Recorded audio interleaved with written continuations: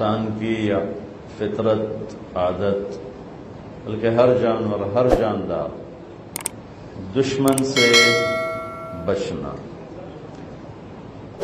دشمن سے ڈرنا، اس سے بچاؤ کی تدبیر اختیار کرنا، اور لڑنا پڑے تو اس کے لیے اسباب تیار رکھنا۔ یہ انسان، جانور، ہر ایک کی نیچر۔ اللہ نے جانوروں کو دشمن سے بچاؤ کا نظام بھی دے دیا اور ہتھیار بھی پیدائشی دے دیے۔ ہر ایک کے پاس بچاؤ کے اپنے ہتھیار ہیں جس سے وہ بچاؤ بھی کرتا ہے، دفاع بھی کرتا ہے، لڑائی بھی کرتا ہے۔ انسان کو اللہ نے علم دے دیا، یہ اوروں کے مقابلے میں کمزور ہے۔ شیر کو حملہ کرنے کے لیے کلاشنکوف نہیں چاہیے، اس کا پنجہ ہی کلاشنکوف ہے، وہ جہاں لگ جائے گا وہ چیر پھاڑ کے رکھ دے گا۔ میں نے اس میں کینیا میں مسائے مارا جنگل گئے اور بالکل ایسے اتنے قریب سے شیروں کو دیکھا تو مجھے یہ بات اللہ تعالیٰ وہاں دکھا رہا تھا کہ یہ دیکھو ان کے ہتھیار ان کے پاس ہی ہیں۔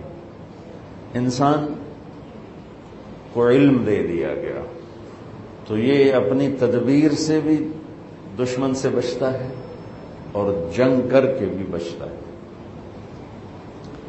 ایک جنگ ایسی ہے جہاں نہ یہ تدبیر کرتا ہے نہ ہتھیار اختیار کرتا ہے، اور وہ سب سے خوفناک جنگ ہے کہ اس میں ہارا مارا ہوا ہمیشہ کی جہنم میں جائے گا،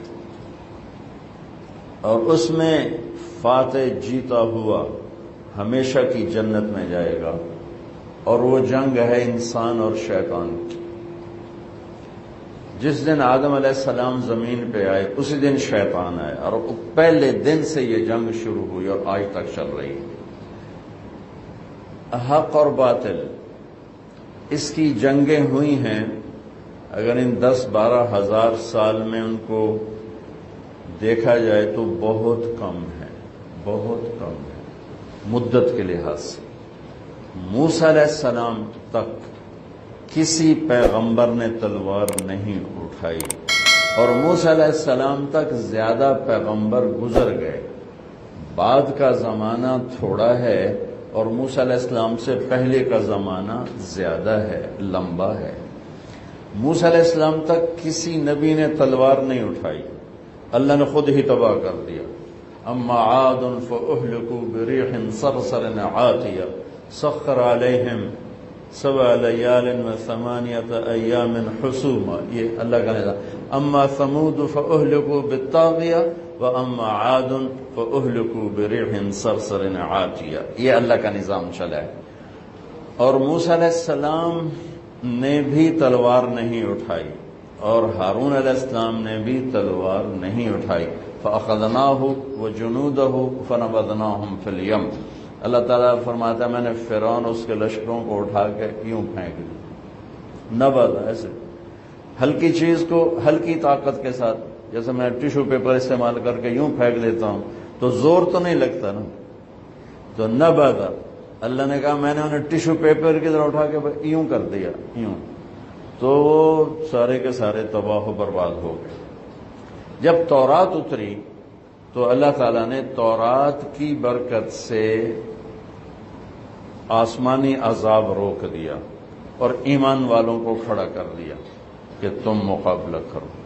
تو بنو اسرائیل کی 4000 سالہ تاریخ ہے، 2000 سالہ تاریخ ہے، تو اس میں یوشع علیہ السلام نے تلوار اٹھائی عمالقہ کو نکالنے کے لیے، اور پھر داؤد علیہ السلام نے تلوار اٹھائی اور انہوں نے طالوت کے ساتھ مل کر جالوت کا مقابلہ کیا۔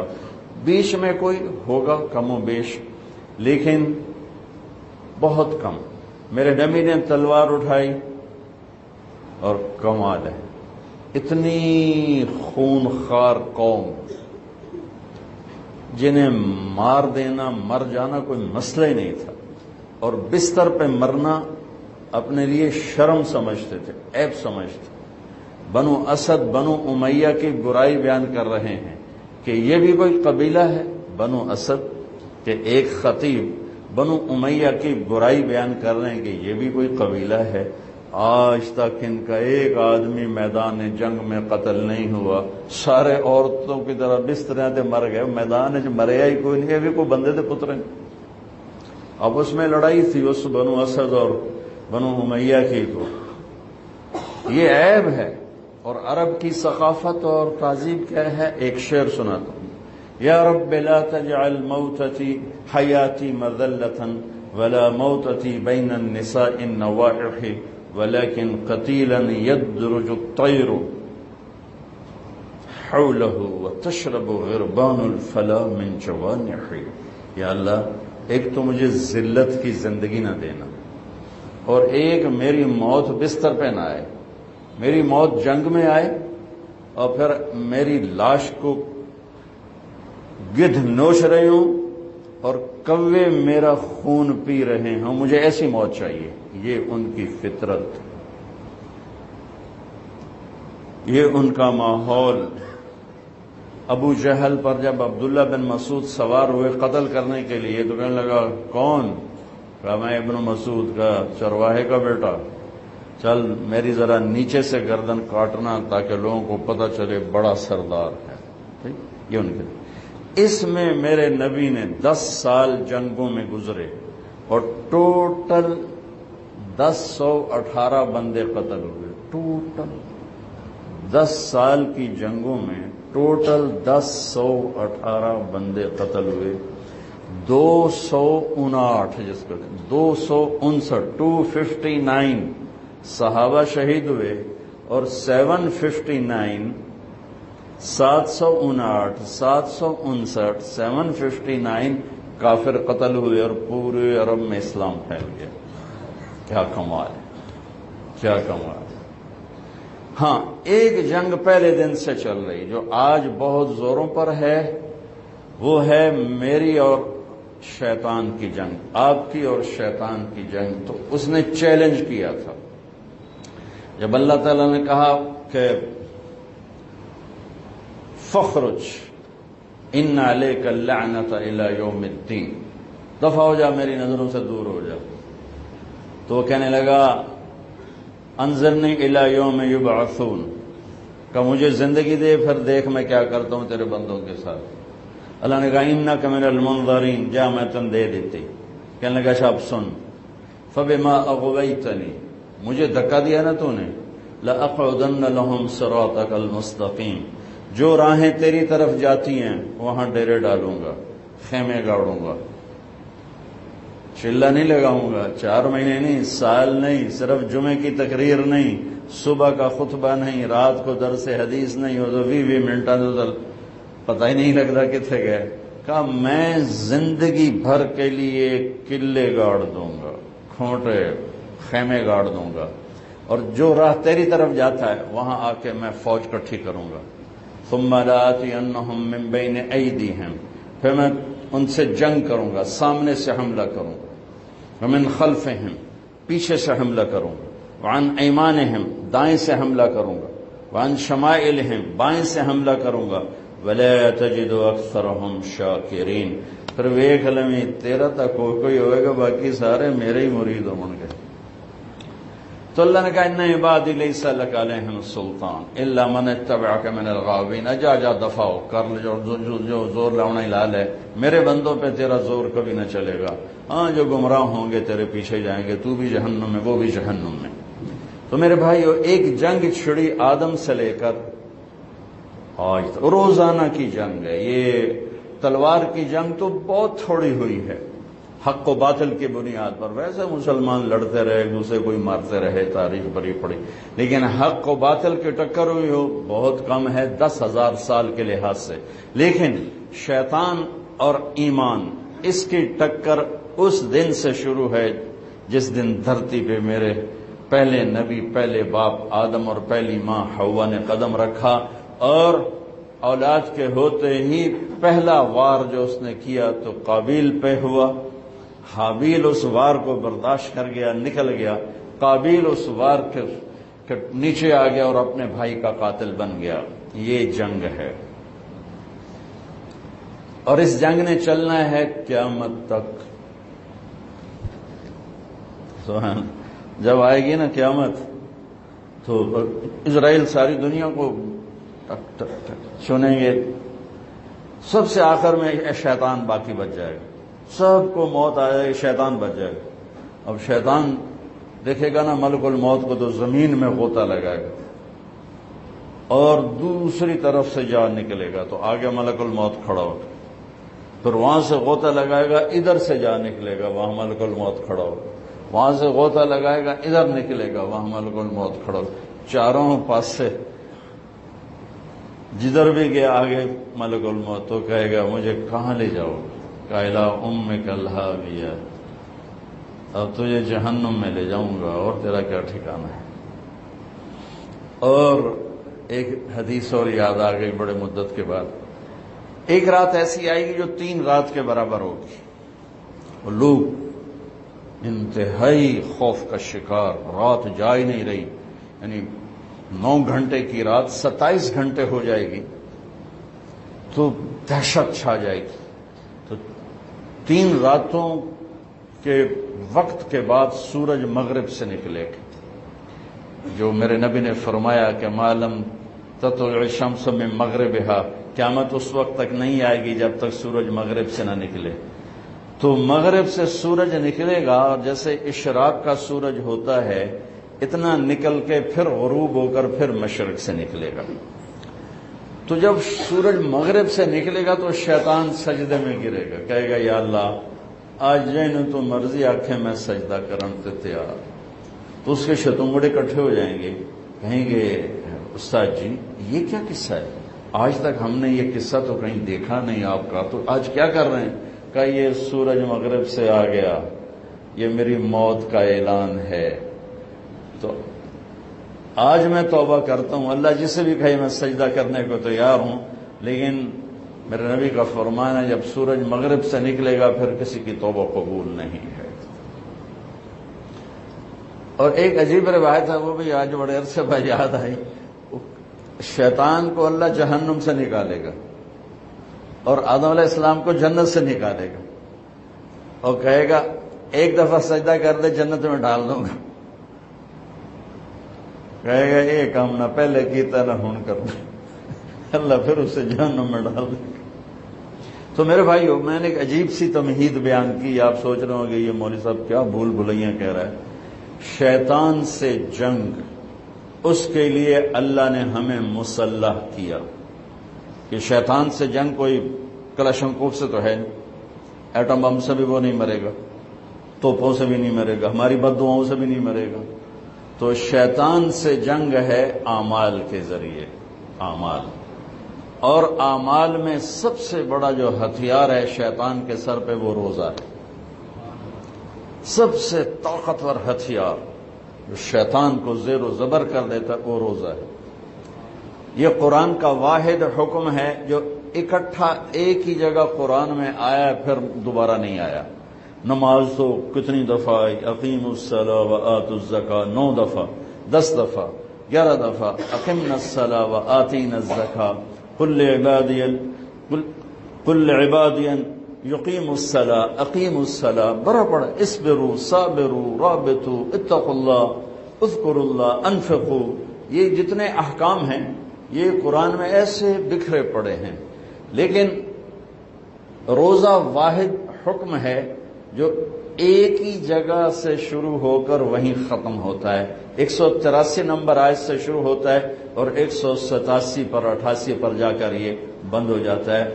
اور پورے قرآن میں اس کے بعد روزہ رکھو یہ کہیں نہیں آیا. روزہ الصائمین والصائمات یہ قرآن میں آیا ہے, الصائحون یہ قرآن میں آیا ہے. لیکن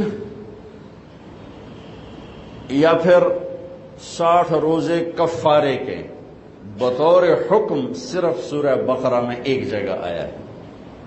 یہ شیطان کے خلاف سب سے طاقتور ہتھیار ہے اگر روزہ ہو جائے. جتنے شیطان کے ہتھیار ہیں یہ روزہ سب کو بیکار کر دیتا, ان کو ڈیفیوز کر دیتا, ان کو سب کو ختم کر دیتا ہے اگر روزہ رکھنے والا روزہ رکھنے والی ایسے روزہ رکھ لے جیسے میرے اللہ نے کہا، جیسے میرے نبی نے فرمایا، تو شیطان کی طاقت بکھر جاتی، ٹوٹ پھوٹ جاتی۔ پہلی امتوں پہ فرض ہوا، ہم پر بھی فرض ہوا، تو اللہ تعالیٰ نے ہماری تسلی کے لیے کتب یا ایھا الذین آمنوا ایمان والو کتب علیکم الصیام، میں نے تم پہ روزے فرض کیے ہیں، کتب علیکم الصیام کما کتب علی الذین من قبلکم، جیسے میں نے پہلوں پہ فرض کیے، تسلی کہ تم پہلے نہیں ہو، تم سے پہلوں پر بھی یہ فرض ہوا ہے۔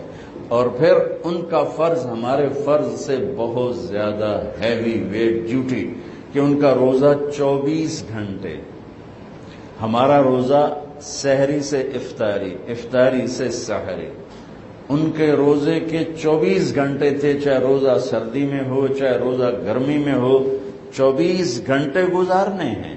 ہمارا سردی کا روزہ کتنا گھٹ جاتا ہے، 8 9 10 گھنٹے کا رہ جاتا ہے، گرمی کا روزہ 14 15 گھنٹے تک جاتا ہے اور پھر افطار ہو جاتا ہے۔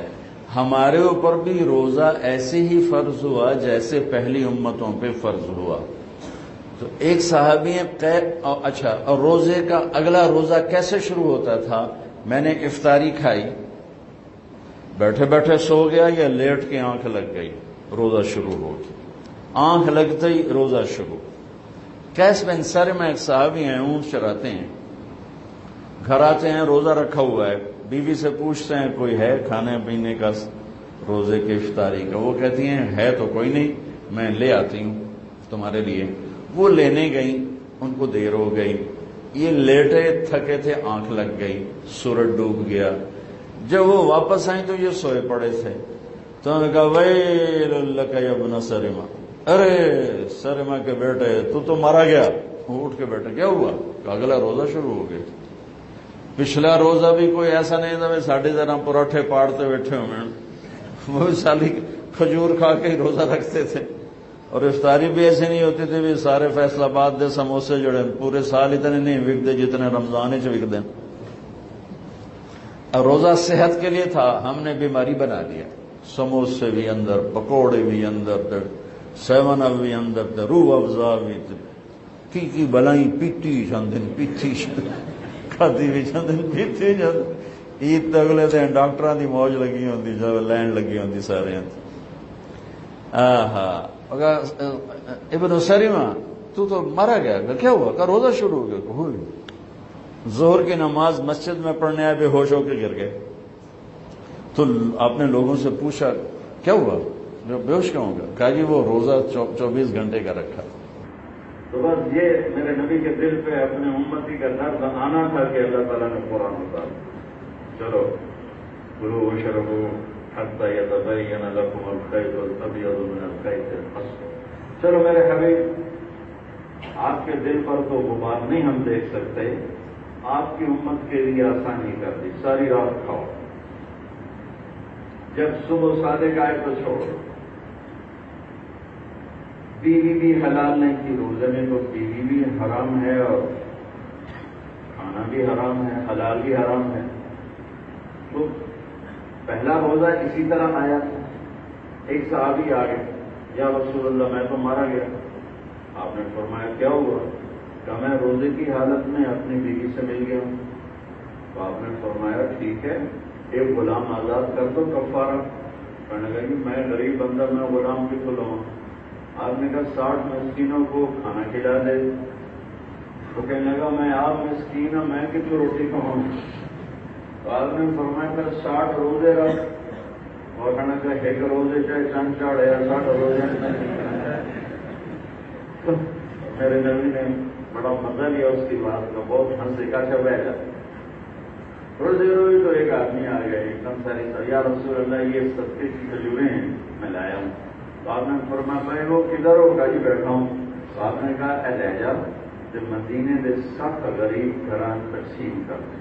کہا یا رسول اللہ، اللہ کی قسم مدینے میں مجھ سے بڑا غریب کوئی نہیں ہے، آپ مہربانی کرو میرا جرمانہ میرے سے ہی حلال کرو۔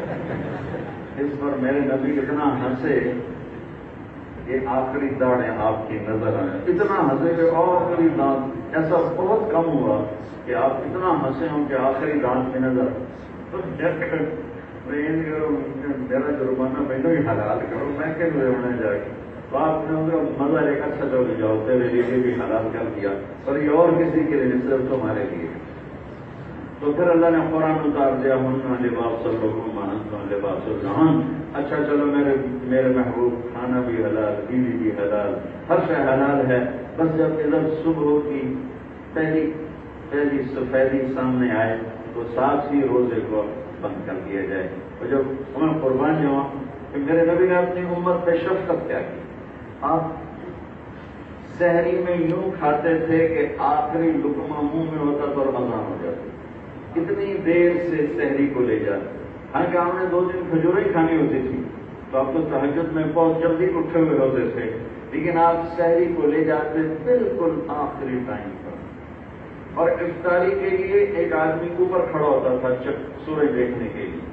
جو سورج کا کنارہ ڈوبتا تو اس سے بتانا ہوتا تھا یا رسول اللہ برابر. ساتھ ہی آپ کھجور منہ میں ڈال لیتے. اپنی امت کے فاقے کو کم سے کم کرنے کے لیے میرا نبی تو یہاں تک کر گیا. ہم نے کیا بلایا ہے جسے یاد رکھنا تھا اسے بلا دیا. جس نے وفاؤں کی حد کر، ماں کیا چیز ہے، باپ کیا چیز ہے، حکومت کیا چیز ہے، اولاد کیا چیز ہے، دوست کیا چیز ہے. باقی انبیاء بھی میرے محبوب کے مقابلے میں اپنی امت کو وہ پیار نہیں دے گئے جو میرے نبی دے کر.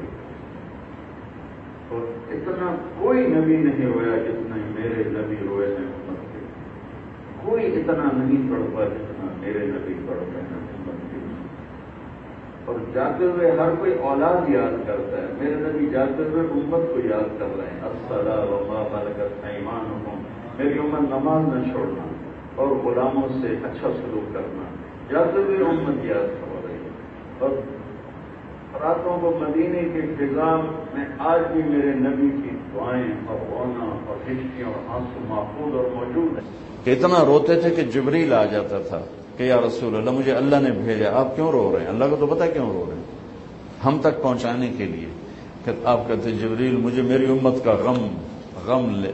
میں جب جہنم آئے گی اور ایک چیخ مارے گی، اس کی چیخ پر بڑے بڑے رسول، فرشتے، انسان زمین پہ گر جائیں گے اور ایک کہے گا یا رب نفسی نفسی.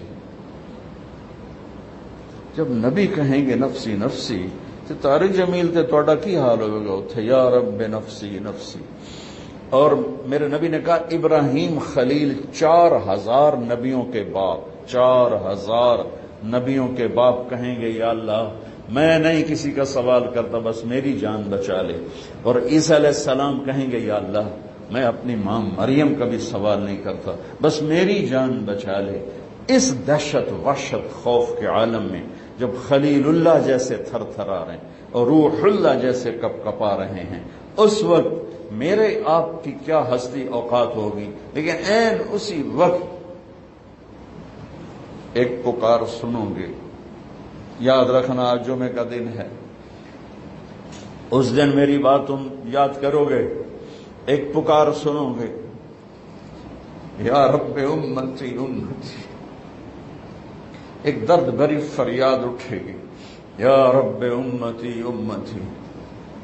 واہ یا رسول اللہ، واہ یا رسول اللہ، قربان جائیں یا رسول اللہ، کیا کر دیا. اور اسی کی کر چھڑے.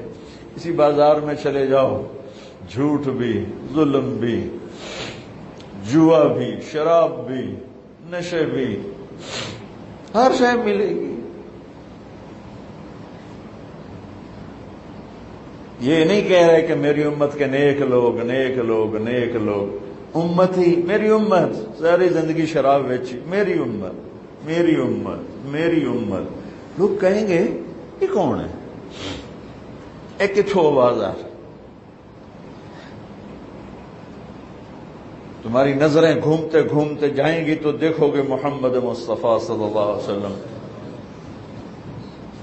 جھولی بھی پھیلی ہوگی، ہاتھ بھی اٹھے ہوں، یا اللہ میری امت پہ کرم فرما، میری امت پہ کرم فرما۔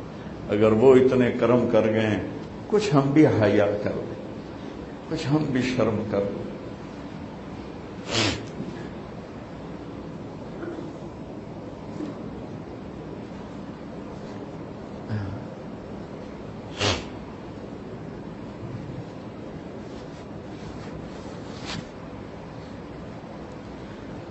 اللہ تعالیٰ نے محمد مصطفیٰ صلی اللہ تبارک و تعالی علیہ وسلم کی طفیل، رات بھی آسان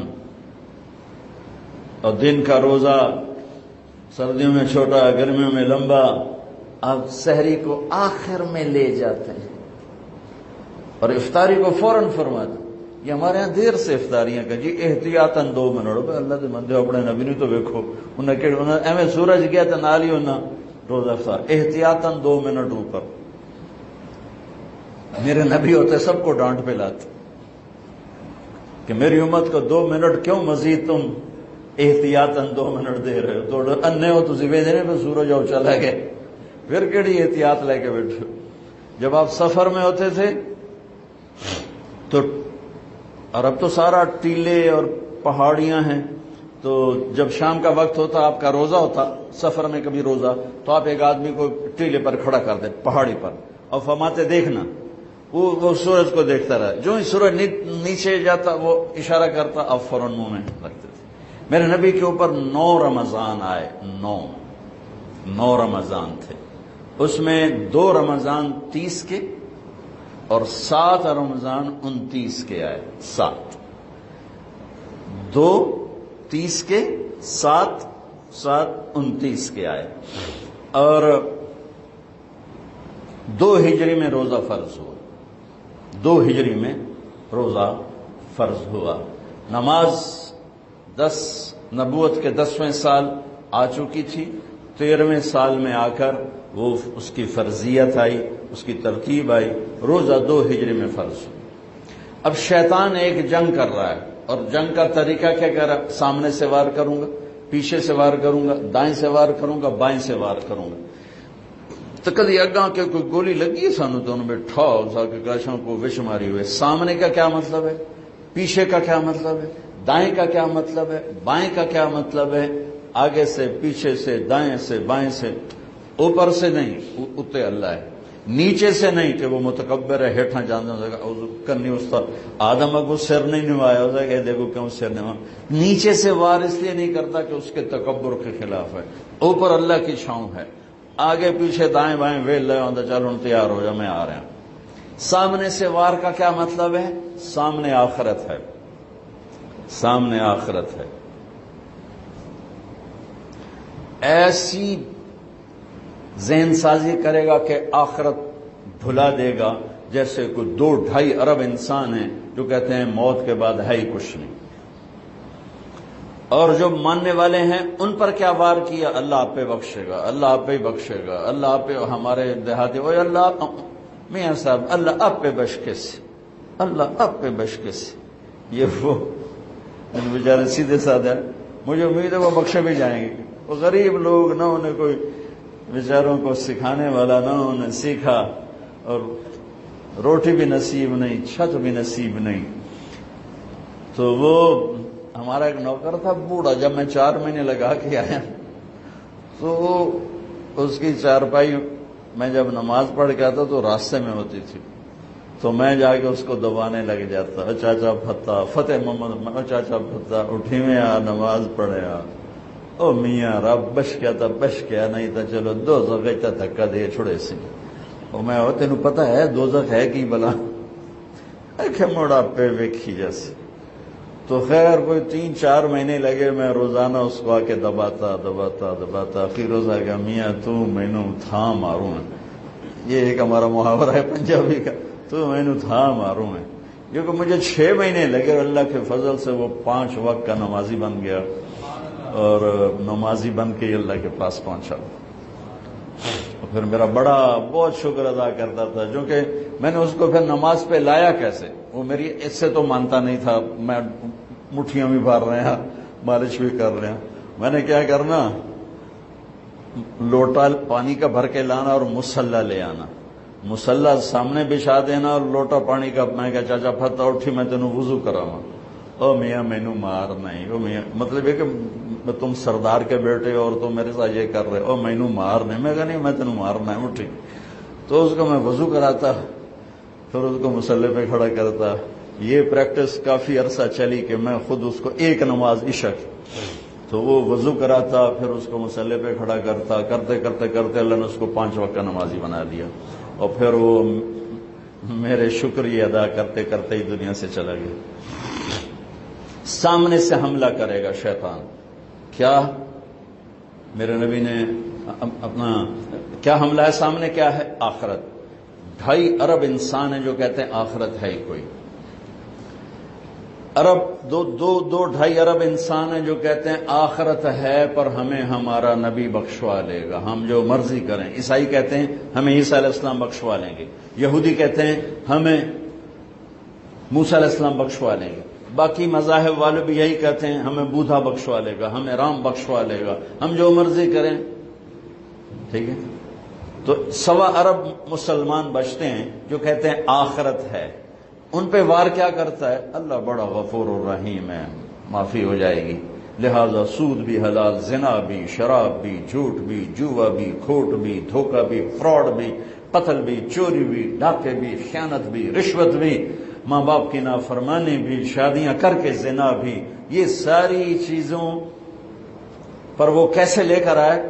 اللہ بڑا غفور الرحیم ہے، معاف کر دے گا، آخرت ہے انشاءاللہ توبہ کریں گے، ابھی بڑا وقت پڑا ہے، توبہ کریں گے۔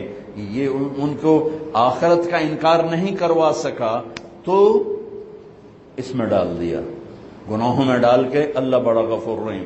میں نے کہا پھر تو حسین اور یزید کا جھگڑا ہی مٹ گیا، تم کیسے ظالم ہو کہ حسین اور یزید کو ایک ہی تخت پہ بٹھاتے، تم میرے نبی کی اولاد کے قاتل اور مقتول کو ایک ہی تخت پہ بٹھاتے، کیا ظلم کرتے، کیوں میرے نبی کے نواسے نے جانیں قربان کر دی، بچے ذبح کروائے، سوکھا کام، میرے پتر دی بانت روٹی میرے کو دی حال نہیں سنی گئی، میں باہر دوڑ گیا، اور میرے نبی کے نواسے کے سامنے نسل ذبح ہو رہی ہے۔ اگر شراب اور شربت میں فرق نہیں ہے، زنا اور نکاح میں فرق نہیں ہے، حلال اور حرام میں فرق نہیں ہے، جھوٹ اور سچ میں اگر فرق نہیں ہے، ناپ تول میں کمی اور ترازو کے صحیح تول میں فرق نہیں ہے، ظلم اور انصاف میں فرق نہیں ہے، محبت اور نفرت میں فرق نہیں ہے، تو پھر کربلائیں والے کیا تھے؟ نادان تھے۔ کربلا تو ایک نہیں ہے، کتنی کربلائیں ہیں، ہاں وہ بہت بڑی تھی۔ اس کے بعد ہر وہ مجمع، عورت یا مرد، افراد یا بچہ جو اللہ کے نام پہ اپنی جان کے نذرانے پیش کر گیا اور ظالموں کے ظلم کا شکار ہوا، یہ سب کربلا کے ساتھ، یہ سب حسینی قافلے کے ساتھ ہوں۔ اور خوشخبری ہو جنہوں نے ظلم کرنا اپنی طاقت سمجھا، جنہوں نے زنا کو اپنی عیاشی بنایا، جنہوں نے ماں باپ کے گریبان پکڑے، جنہوں نے سود کے بازار گرم کیے، جنہوں نے فحاشی کے اڈے چلائے، جنہوں نے شراب کے اڈے چلائے، جنہوں نے نافرمانی کے بازار گرم کیے، خوشخبری ہو تم بھی شمر کے لشکر کے ساتھ کھڑے ہو گئے، تم بھی شمر کے ساتھ اختیار کر لو، کیسی موت چاہتے ہو، کس کے ساتھ کھڑے ہونا چاہتے ہو، حسینی قافلے کے ساتھ، نبی کے جھنڈے کے تلے یا شمر کے جھنڈے کے تلے، کہاں کھڑا ہونا چاہتے ہو؟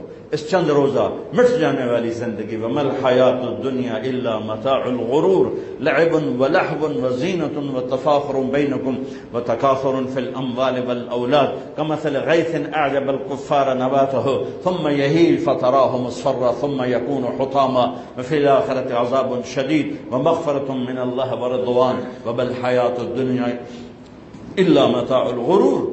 دھوکے کا گھر، مچھر کا پر، مکڑی کا جالا، کسراب بقیۃ یحسبہ الظمآن ماء، ریت میں پانی نظر آتا ہے، پانی نہیں ہے، دھوکا ہے۔ اس دھوکے کے پیچھے کون سا سودا امت کرتی ہے، فیصلہ کر لو۔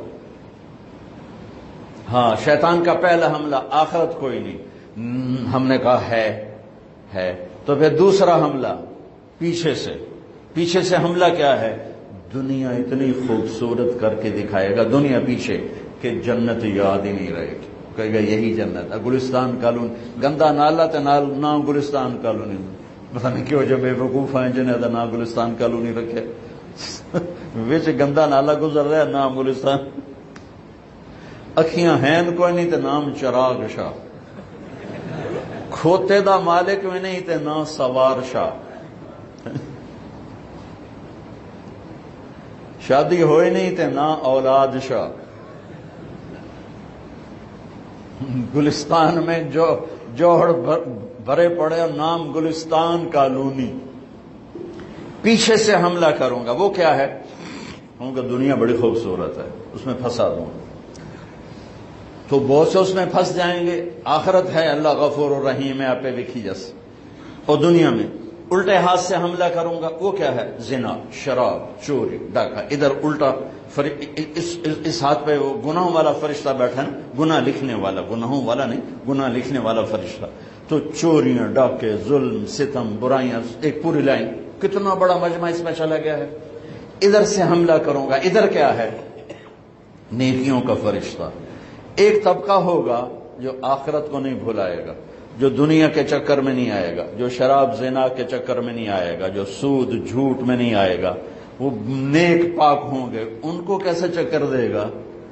انہیں نیکی کے تکبر میں پھنسائے گا۔ یہ پہلی صف دے نمازی جڑن، ان کو وہ زنا کی دعوت نہیں دے گا، جھوٹ بولنے کی دعوت نہیں دے گا، ان کو نیکی کے تکبر کی مار دے گا۔ یا ویکھا جو کی کر رہا ہے، اور ویکھا جو کی کر رہا ہے، اور انہوں ویکھا جو یہ ساری آنکھیں اوروں پہ ان کو لگوا دے گا، وہ ایسا وہ ایسا، اور میں تو اللہ کا فضل ہے، ہم تو اللہ کے فضل سے، اور وہ تو ایسے اور ہم تو اللہ کے فضل سے، ان کے بچے ایسے ہمارے بچے اللہ کے فضل سے۔ ان کو نہیں پتا یہ نیکی کے تکبر میں پھنس چکے ہیں۔ اور نیکی کا تکبر اسی طرح انسان کو برباد کرتا ہے جیسے زنا برباد کرتا ہے، جیسے سود اور جھوٹ برباد کرتا ہے، جیسے ماں باپ کی نافرمانی، جیسے بدیانتی، رشوت، جیسے چوری ڈاکے انسان کو ذلیل و خوار کرتے ہیں، ایسے ہی نیکی کا تکبر انسان کو تباہ و برباد کر دیتا ہے۔ شیطان زنا کیتا ہے اپنی نیکی دے تکبر شاید میں سارے آسمان سجدوں سے بھر دیے، دھرتی کو سجدوں سے بھر دیا، انا خیر منہ، میں چنگا تے ماڑا ہے، اللہ کا دفع ہو جائے نامراد۔ نیکی کرنا بھی مشکل ہے اور اس کو سنبھالنا اس سے بھی مشکل ہے۔ اس لیے میرے بھائیوں، میں ہاتھ جوڑ کے کہتا ہوں، جن کو اللہ نے نیکی کی توفیق دی ہے، اس زبان سے یہ زبان کسی پہ نہ چلانا ورنہ تم پہ چل جائے گی۔ یہ ان آنکھوں سے کسی کے عیب نہ دیکھنا ورنہ گرفت میں آ جاؤ گے، کسی کو حقیر نہ جاننا۔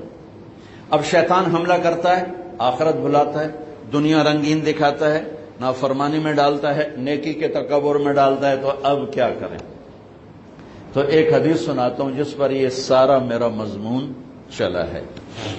پہلے زمانے میں لڑائی کے لیے، حملہ کے لیے تلوار اور دفاع کے لیے ڈھال۔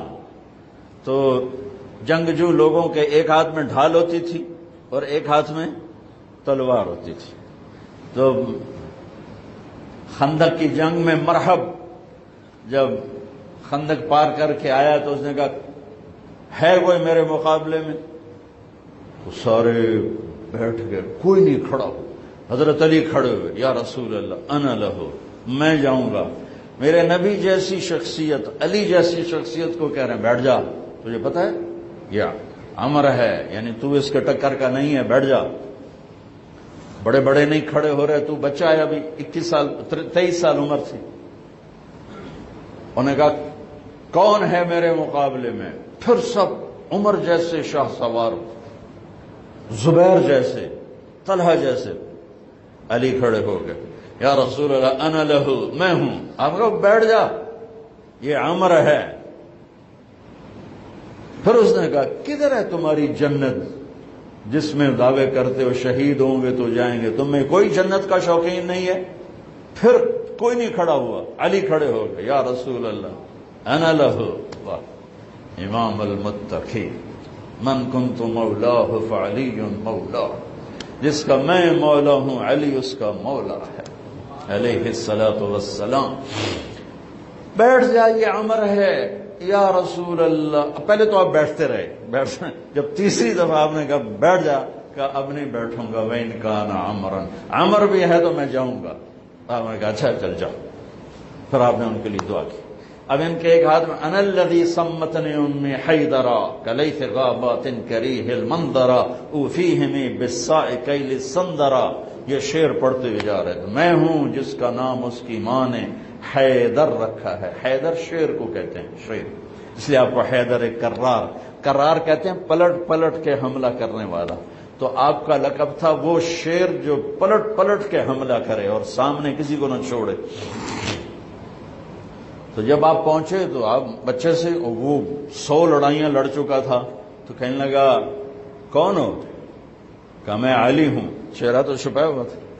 کہنے لگا علی بن عبد المطلب، آپ کے دادے کا نام لیا. مطلب کے بیٹے، عبد المطلب کے بیٹے علی. آپ نے کہا نہیں، بن ابی طالب، میں ابو طالب کا بیٹا علی. ارے بھتیجے تو کہاں سے آ گیا؟ جا جا واپس، تجھے مارنا مجھے چنگا ہی نہیں لگتا. یعنی وہ ایسے یقین پر ہے کہ بچے نو تو میں مروڑ دیونا ہے. تو دوسرا قرابت رشتہ نکل آیا. کہا نہیں نہیں نہیں، محمد سے کہو کوئی اور آئے. انہوں نے کہا میں ہی تینوں کافی ہاں. کہا میں تجھے مارنا نہیں چاہتا. علی نے کہا پر میں تو تجھے مارنا چاہتا ہوں. اس کو غصہ چڑھ گیا. اس نے آ کے جو ادھر کے وار کیا تو حضرت علی نے ڈھال پہ روکا. وہ میں بتا رہا ہوں کہ ڈھال کا تصور کیا ہے. اس پر یہ سارا واقعہ مجھے یاد ہے کہ دشمن کے وار کو ڈھال پہ روکا جاتا تھا. تو پھر اس میں جس کا داؤ پہلے لگ جاتا وہ پار ہو جاتا. تو اس نے 2-3 وار کیے، حضرت علی نے ڈھال پہ روکے. پھر اس نے ایک زور سے وار کیا تو اس نے ڈھال کو توڑ دیا اور کندھے پہ آ کے تلوار لگی اور کندھا زخمی ہو گیا. اب حیدر کرار بنا، پلٹ کے حملہ کرنے والا. زخمی شیر زیادہ غصے میں آتا ہے. حضرت علی نے جو پلٹ کے اس پہ وار کیا تو اس نے ڈھال آگے کی. تو علی کی تلوار نے ڈھال کو توڑا اور کندھے پر لگی. اس کی بھی کندھے پر لگ کے بس طاقت ختم ہو گئی. لیکن کرار کی تلوار ڈھال کو توڑا، کندھے کو توڑا اور پوری باڈی کو چیر کے 2 حصوں میں پھینک دیا. تو اس کی لاش پہ پاؤں رکھ کر کہا عبد الحجارۃ من صفاحت رأیہ وعبدت رب محمد بالصواب. یہ ہے پتھر کا پجاری اور میں ہوں رب محمد کا پجاری.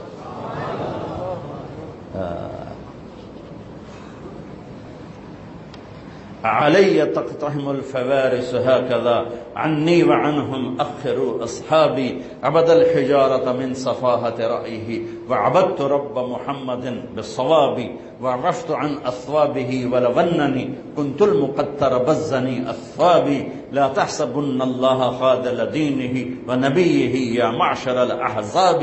یہ اشعار فی البدی پڑھے جس میں سے میں نے ایک کا ترجمہ آپ کو کر کے دے دیا ہے.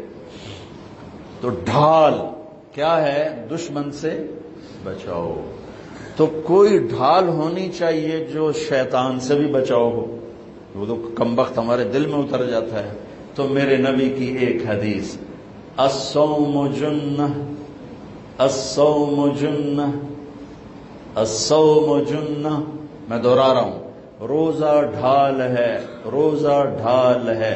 نماز ڈھال ہے نہیں، زکوٰۃ ڈھال ہے نہیں، حج ڈھال ہے نہیں، جہاد ڈھال ہے نہیں، تبلیغ ڈھال ہے نہیں، تلاوت ہے نہیں، تہجد نہیں، تسبیح نہیں، قربانی نہیں، خیرات نہیں. کیا؟ روزہ شیطانی لشکر کے خلاف ڈھال ہے. اس لیے میرے نبی رمضان کے آنے کو پورا سیلیبریٹ کرتے تھے. اتنا نہ حج، نہ نماز، نہ روزہ، نہ زکوٰۃ جتنا حج کو، روزے کو میرے نبی استقبال کرتے تھے.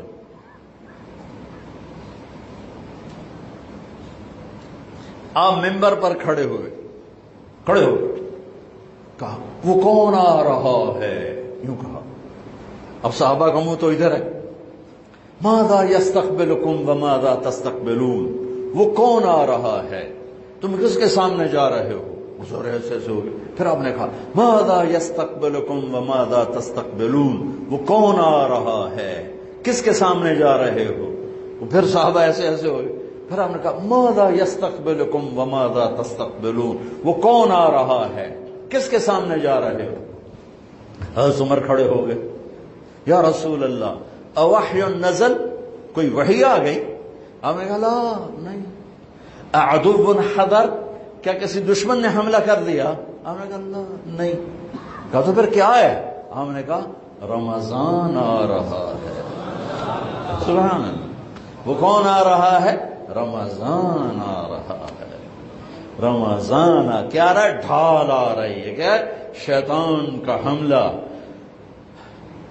یہ ایسی ڈھال ہے، دشمن سامنے سے وار کرے گا، ڈھال آگے کرو گے، اور وہ پیچھے سے آئے گا، تم پیچھے مڑ کے ڈھال کو ادھر لے جاؤ گے.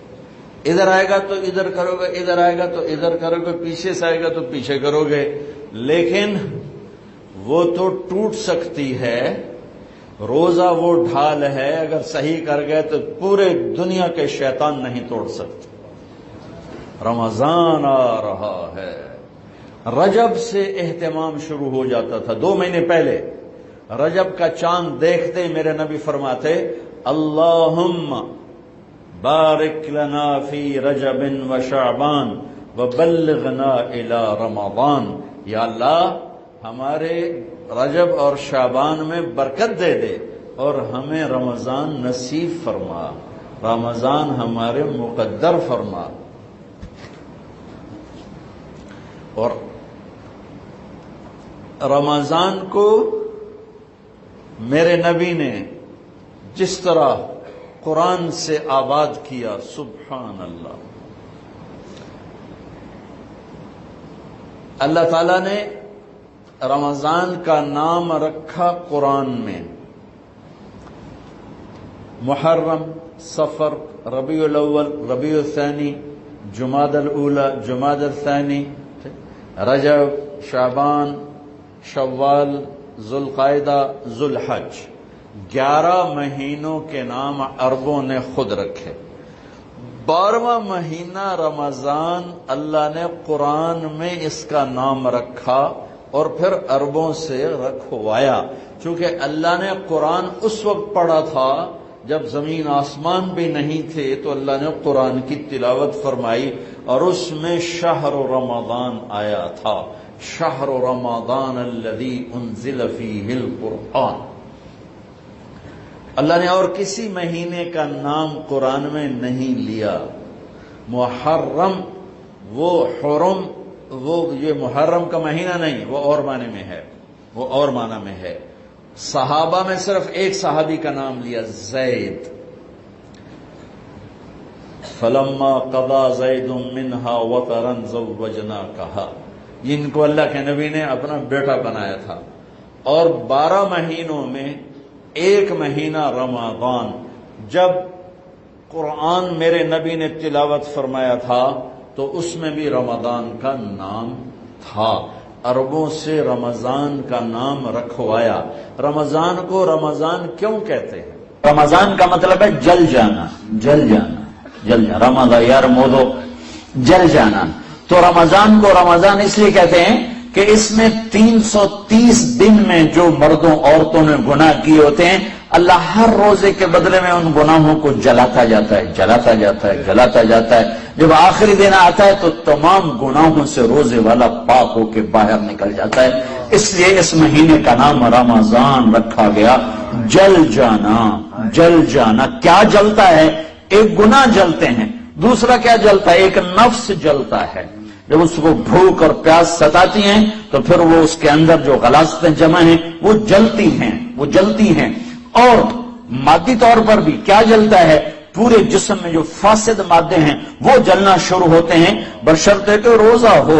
کہ جس شخص نے ایک فرض روزہ چھوڑ دیا پھر قیامت تک اس کی قضا میں نفل روزے رکھتا رہا تو ایک روزے کا یہ سارے روزے بدلہ نہیں ہو سکتے. ایک نماز چھوڑ دی اور پھر اس کی قضا میں قیامت تک نفل پڑتا رہا تو فرض نماز کی ایک رکعت کے ایک سجدے کے برابر بھی نہیں ہے۔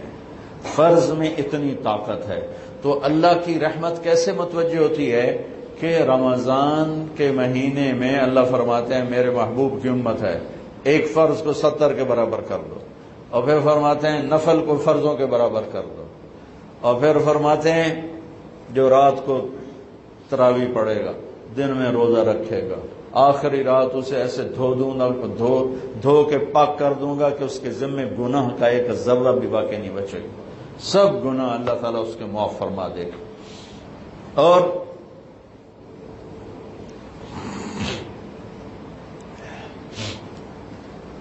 میرے نبی نے فرمایا من صام رمضان ایمانا و احتسابا، دوسری بھی من قام رمضان ایمانا و احتسابا، جس نے روزہ رکھا اللہ کی رضا کے لیے، جس نے تراویح پڑھی اللہ کی رضا کے لیے، اس کے پچھلی زندگی کے سارے گناہ اللہ معاف فرما دیتا ہے۔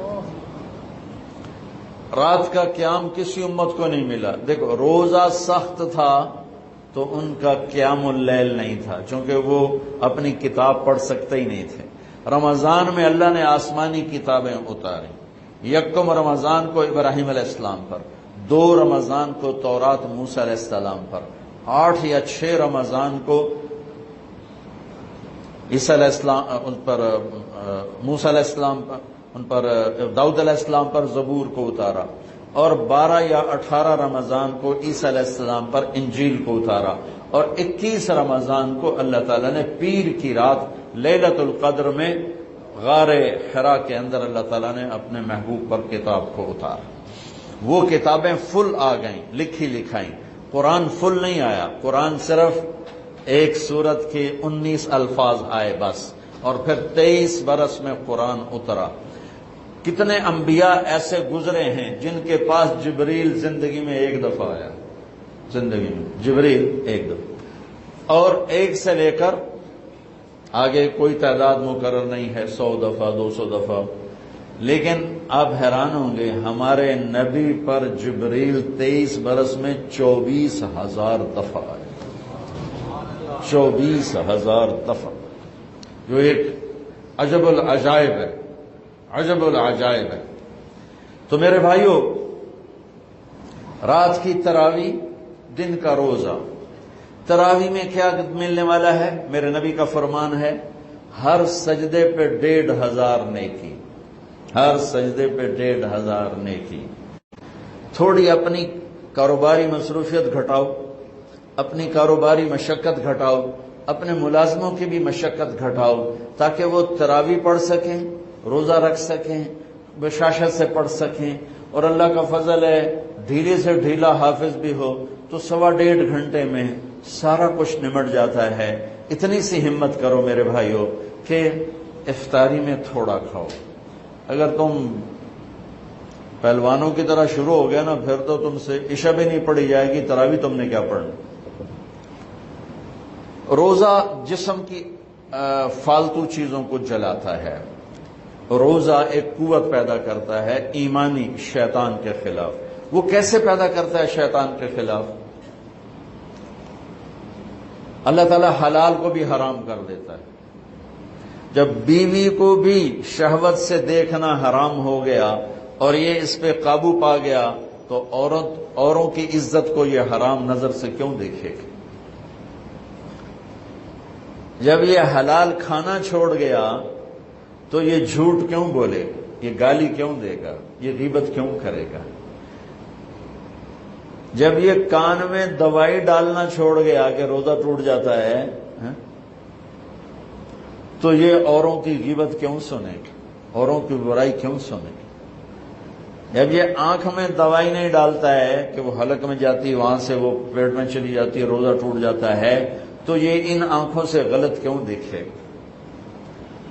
یہ غلط کیوں کسی کی عزت کے اوپر اپنی بددیانت نظر کو ڈالے گا؟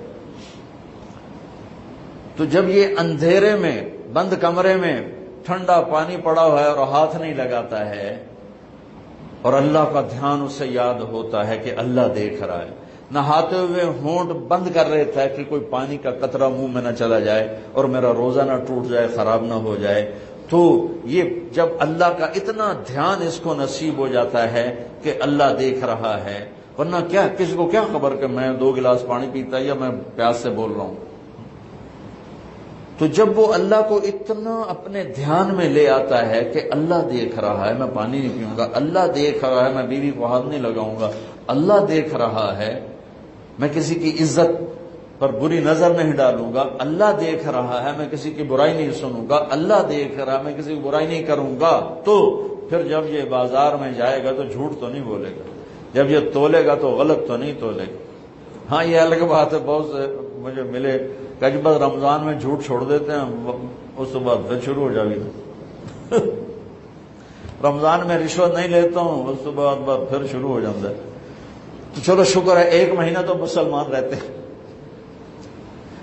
اچھا اس کی وجہ کیا ہے کہ رشوت خور کہتا ہے جی رمضان میں نہیں، جی نہیں، رمضان میں جھوٹ نہیں بولنا، رمضان میں صحیح تولنا ہے، رمضان میں غلط نہیں تولنا ہے۔ کیوں؟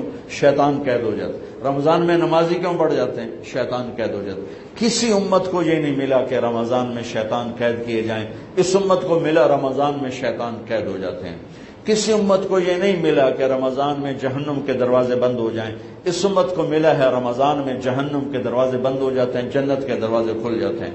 کسی امت کو یہ نہیں ملا کہ ان کے لیے ہر مخلوق دعا کرے، رمضان کے مہینے میں اس امت کو یہ ملا ہے کہ ان کے روزہ رکھنے والوں کے لیے چونٹیاں بھی دعا کرتی، پرندے بھی دعا کرتے ہیں، مچھلیاں بھی دعا کرتی ہیں، ہوائیں دعا کرتی ہیں، ہر شے دعا کرتی ہے روزہ رکھنے والے کی۔ اس امت کو ملا۔ کسی امت کو یہ نہیں ملا کہ آخری رات ان کی سب کی بخشش ہو جائے، اس امت کو ملا ہے کہ رمضان کی آخری رات سب کی بخشش ہو جاتی۔ کسی امت کو یہ نہیں ملا کہ جنت کی حوریں انہیں روزوں میں یاد کریں، اس امت کو ملا ہے کہ اللہ تعالیٰ جنت کو کہتا ہے کہ تو تیار ہو جا، میک اپ کر لے، میرے بندے آ رہے ہیں، دلہن بن جا، سج دھج کے مجھے دکھا دے تاکہ میں اپنے بندوں کو پیش کروں تحفے کے طور پر۔ یہ ہے تمہاری بھوک کا بدلہ، یہ ہے تمہاری پیاس کا بدلہ۔ بھوک پیاس، یہ ایک لغت کی بات یاد آ گئی۔ جس گھوڑے کو جنگ کے لیے تیار کیا جاتا تھا، جیسے آج بھی جن گھوڑوں کو ریس کے لیے تیار کرتے ہیں، انہیں تھوڑا کھلاتے ہیں، انہیں زیادہ بھگاتے ہیں۔ اور ہمارے بھی بچپن میں جب گھوڑوں کا دور تھا، ہمارے والد صاحب کے پاس ماشاءاللہ گھوڑے ہوتے تھے بڑے خوبصورت، تو ان گھوڑوں کو جب وہ تیار کرتے تھے سواری کے لیے تو پہلے ویسے ہی بھگا رہے ہوتے تھے۔ 2-4 جو ماہر لوگ تھے آج بھی میری نظروں میں آ گئے ہیں، اب تو سب قبروں میں چلے گئے، تو وہ گھوڑے کو بھگا رہے ہیں۔ میں کہتا ہے ایویں انہوں بجائی جاندے نے کی چھوٹے بالکل، اور پھر اس کے پیچھے نا ایک لکڑی وزن دار ڈال کے پھر اس کو خود اس لکڑی پہ بیٹھ کر پھر اس کو بھگا رہے ہیں۔ یہ کیا ہے؟ اس کو سواری کے لیے تیار کر رہے ہیں۔ اگر پہلے دن ہی کاٹھی رکھ دو تو چاکے وہ مارے گا۔ تو جس گھوڑے کو جنگ کے لیے تیار کر دیا گیا ہو، یا آج کے دور میں سمجھ لو جس گھوڑے کو ریس کے لیے تیار کر دیا گیا ہو کہ یہ ریس کے لیے تیار ہے، اس کو کہتے ہیں خیل صائم، فرس صائم، روزے دار گھوڑا۔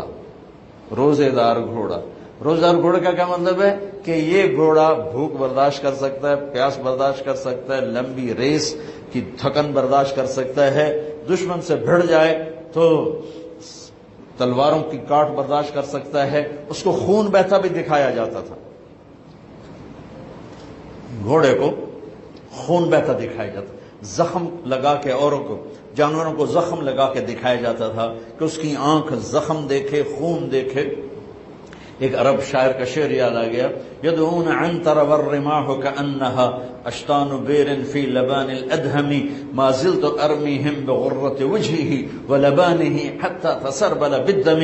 کہ میں نے آج وہ کر کے دکھایا کہ دشمن کے خون سے میں نے بھی کپڑے پہنے اور دشمن کے خون سے میرے گھوڑے نے بھی کپڑے پہن لیے، یعنی دونوں ہم سرخ ہو گئے، خون آلود ہو گئے، کہ میرا گھوڑا بھی سارے کا سارا پوری شلوار قمیض ہی اس نے خون کی پہن لی تھی۔ اس کو کہتے تھے خیل فرس صائم۔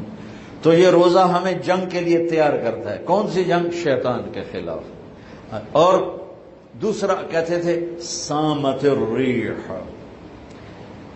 عرب میں ہواؤں کے جھکڑ بہت چلتے تھے، طوفان بہت آتے تھے، تو وہ اس میں بہت پریشان ہوتی. ہمارے ہاں مئی میں بہت زیادہ آندھیاں چلتی تھی، جب درخت بہت ہوا تو درخت ہی کاٹ کے رکھ دیے، درخت بہت ہوا، آندھیاں بہت چلتی تھی. اب تو بہت کم ہو گئی برائے، پھر بھی مئی میں کچھ نہ کچھ چلتی ہیں. تو جب وہ چلتی ہے تو ایک مصیبت بن جاتی ہے، تو جب وہ کھڑی ہوتی ہے تو سکھ کا سانس آتا ہے. تو جب وہ ہوا کے جھکڑ بند ہوتے تھے تو عرب کہتے تھے سامت الریح، شکر ہے ہوا نے روزہ رکھ لیا، یعنی ہوا تھم گئی، ہوا تھم گئی.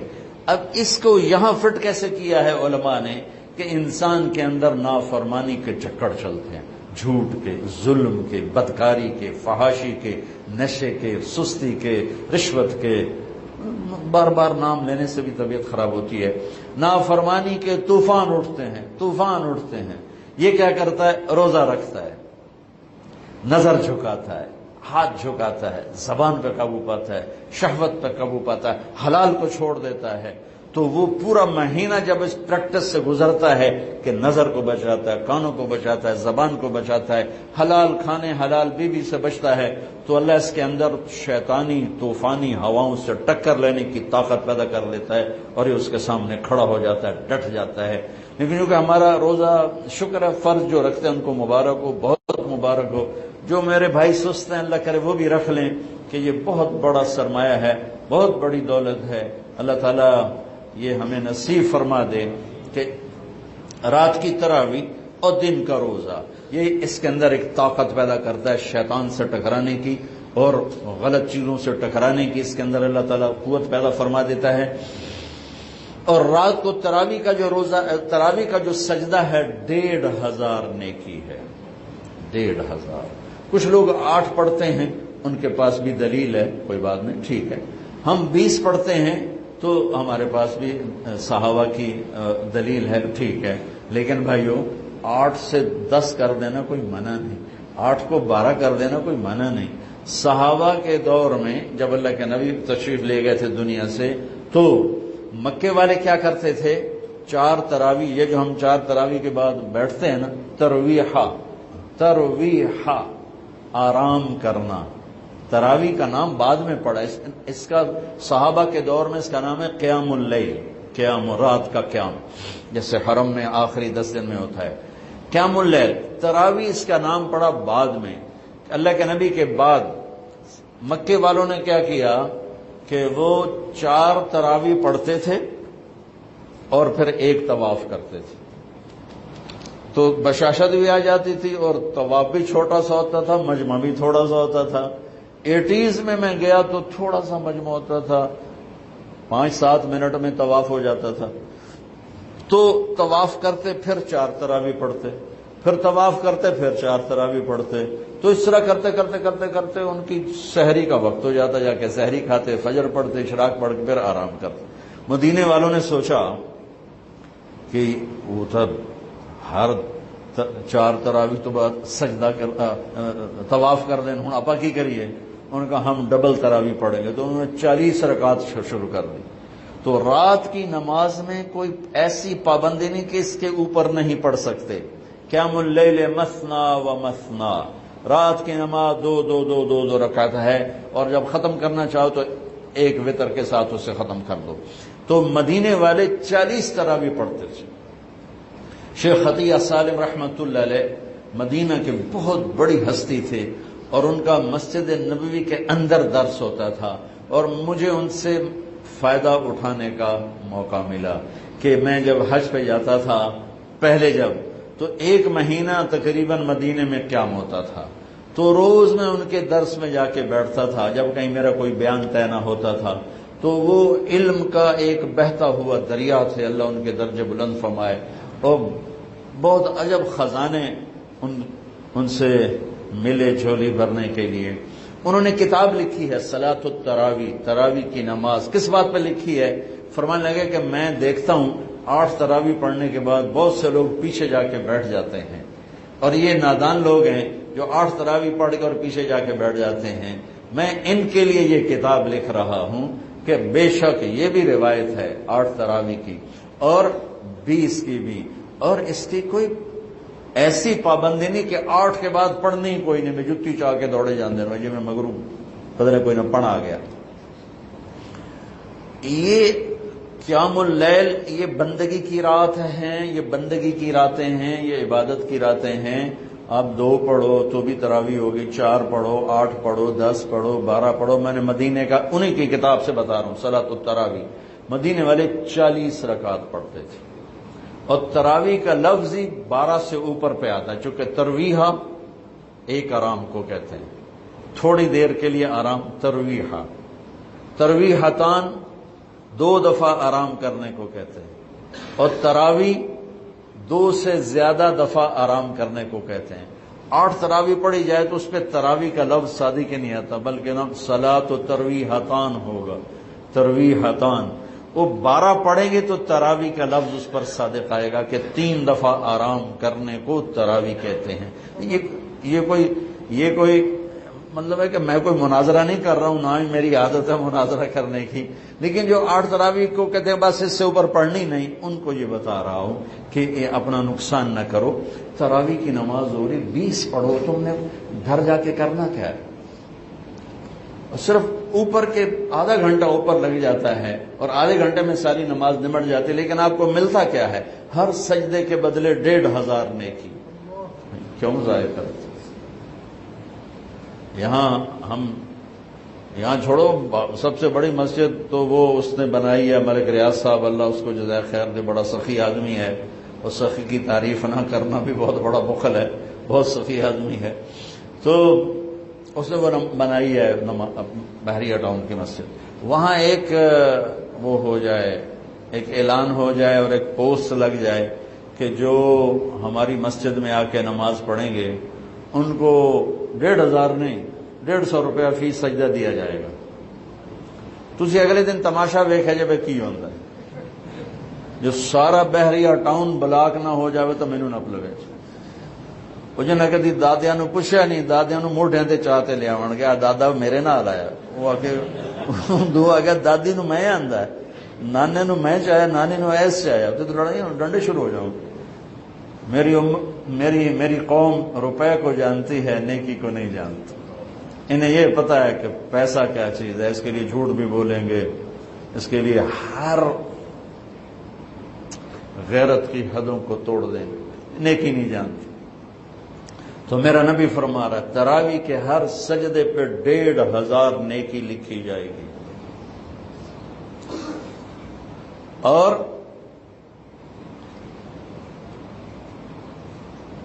تراویح کے ہر سجدے پر جنت میں ایک گھر ملے گا جس کے 60,000 سونے چاندی کے دروازے ہوں گے۔ جس گھر دے 60,000 بو وہ تو فیصلہ آباد تو ہی وڈا ہو گئے۔ اور ہر تراویح کے سجدے کے بدلے میں ایک درخت لگے گا جنت میں جس کے نیچے 100 سال عربی گھوڑا دوڑ سکے۔ بھائیو کیوں نقصان کرتے؟ 8 پڑھو کوئی مسئلہ نہیں، 10 پڑھو کوئی، 12 پڑھو، 20 کی 40 پڑھو کوئی مسئلہ نہیں، کیونکہ اس میں شریعت نے کوئی رکاوٹ نہیں بنائی۔ یہ رات کی نماز ہے، میں نے آپ کو مدینے والوں کا عمل بتایا، مکے والوں کا عمل بتایا کہ وہ طواف کرتے تھے، تراویح کے بعد طواف، اس سے یہ ترویحہ چلا ہے۔ اس کی یہ لفظ تراویح کا لفظ بعد میں آیا ہے، ورنہ اصل نام قیام اللیل ہے۔ لیکن یہ کہنا کہ تراویح کی نماز ہی کوئی نہیں ہے تو بہت بڑی حماقت اور بہت بڑی نادانی کی بات ہے۔ اللہ تعالیٰ پوری امت 1400 سال سے ایک عمل کو لے کے چلی آ رہی ہے، اسے یوں کہہ دینا کہ نماز ہی کوئی نہیں، اتنی دلیری بھی ٹھیک نہیں اور اتنی شدت بھی ٹھیک نہیں کہ کوئی تراویح پڑھنے نہیں آیا تو کفر سے ہی فتویٰ لا دو، مردود کافر ہو گیا، مردود ہو گیا، پتہ نہیں کیا کیا کرتے رہتے ہیں ہمارے خطیب۔ ایک نوجوان کہنے لگا خطیبہ نے ساڈے کولو ساڈا رب بھی کھو لیا۔ میں اتنا حیران ہوا، میں کہا ڈرا مار چھڑیا نے، سن تو لگتا ہے رب بس لتر چاہی کھلوتا ہے تو مارنا ہی مارنا۔ میں نے کہا سنو، اللہ کے 99 نام ہیں، میں میرے ہر بیان میں تقریباً، آج میں نے روزے کی بات کرنی تھی تو وہ مضمون روزے کے مطابق میں نے بولا، اللہ کے 99 نام ہیں صفاتی۔ 99 کا مطلب یہ ہے کہ میرے نبی نے ایک روایت میں 99 نام گن کے سنائے کہ یہ اللہ کے ناموں میں سے نام ہیں، یہ نہیں کہ صرف 99۔ اللہ تو لامحدود ہے تو اس کی صفات لامحدود ہیں، تو اس کے نام بھی لامحدود ہیں۔